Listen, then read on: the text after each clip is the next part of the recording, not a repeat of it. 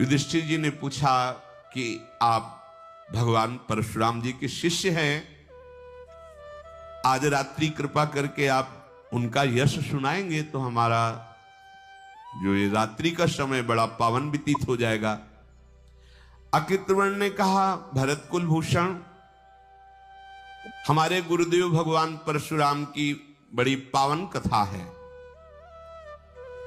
पांडुनंदन भगवान परशुराम जी ने शास्त्रार्जुन नाम से प्रसिद्ध है राज कार्तवीर का वध किया था।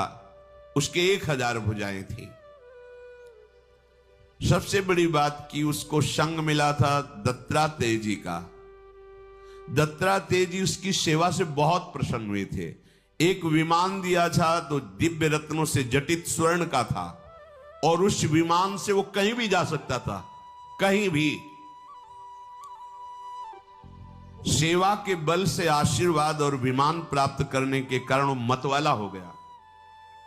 यहां सुधार होना चाहिए।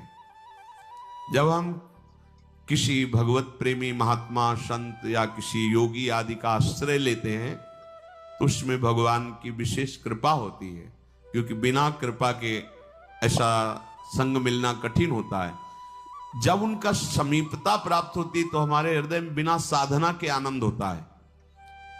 ज्यादा प्रयास नहीं करना पड़ता भजन में। अगर आपको जलन हो रही है तो आप विपरीत चिंतन कर रहे हैं, नहीं तो आप संग का रंग देखिएगा।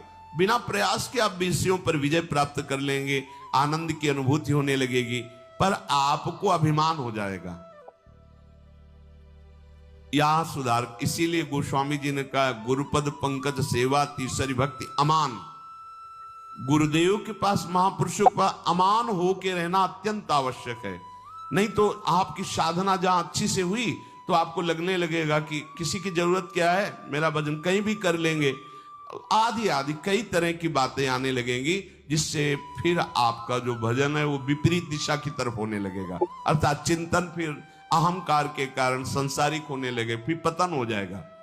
इतने बड़े महापुरुष दत्तात्रेय जी जैसे अवधूत की सेवा करके उनको प्रसन्न कर लेना, एक दिव्य विमान प्राप्त किया, अपरिमित 88,000 वर्ष तक जवान रहकर विषयों का भोग किया है।